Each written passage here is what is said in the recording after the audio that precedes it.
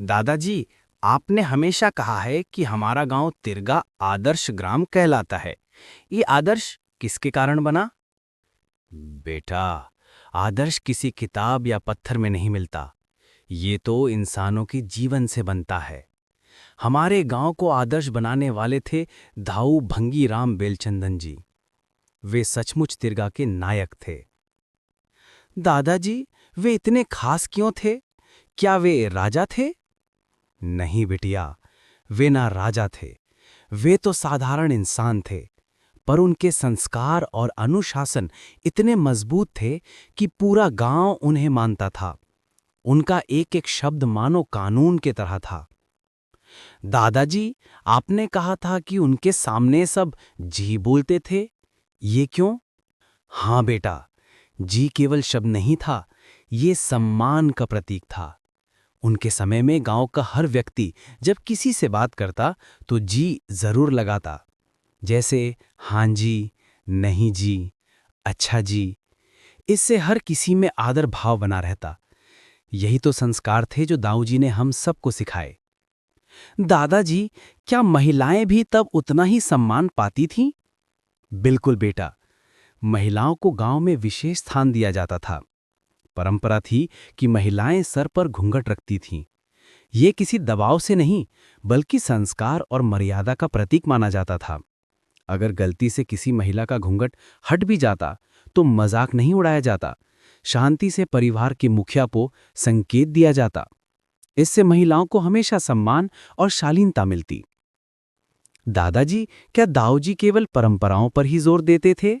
नहीं बेटा, वे शिक्षा और ज्ञान के भी समर्थक थे। वे कहा करते थे कि ज्ञान केवल किताबों से नहीं, बल्कि आचरण और अनुशासन से मिलता है। इसी कारण उनके समय में गांव के बच्चे मेहनती और संस्कारी बने। आगे चल के तिरगा से कई बुद्धिजीवी और समाज सेवी निकले।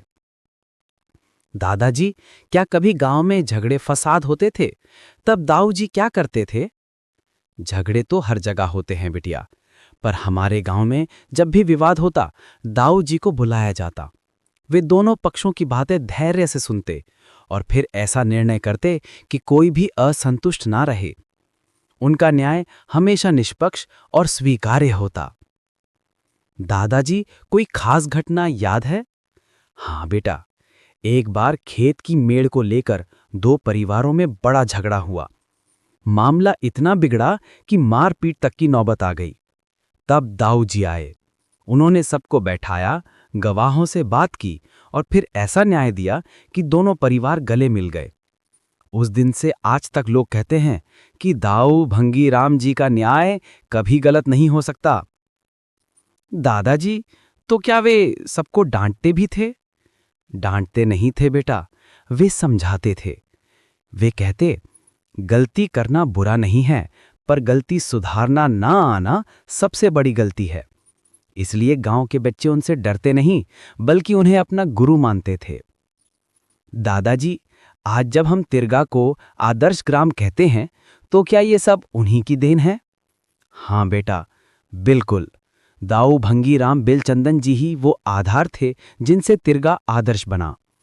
उन्होंने जी शब्द से आदर सिखाया, महिलाओं को घूंघट से मर्यादा का पाठ पढ़ाया, बच्चों को शिक्षा और अनुशासन का महत्व बताया और पूरे गांव को न्याय और संस्कार का मार्ग दिखाया। दादाजी, उनके जीवन से हमें क्या सीखना चाहिए? यही सीखना चाहिए बेटिया, आदर्श वही है जो खुद उदाहरण बने। सम्मान बिना समाज नहीं चलता और संस्कार ही वो बीज है जिससे भविष्य की पीढ़ियां फलती फूलती हैं। दादाजी, अब हमें समझ आया कि क्यों दाऊद जी हमारे गांव के नायक थे।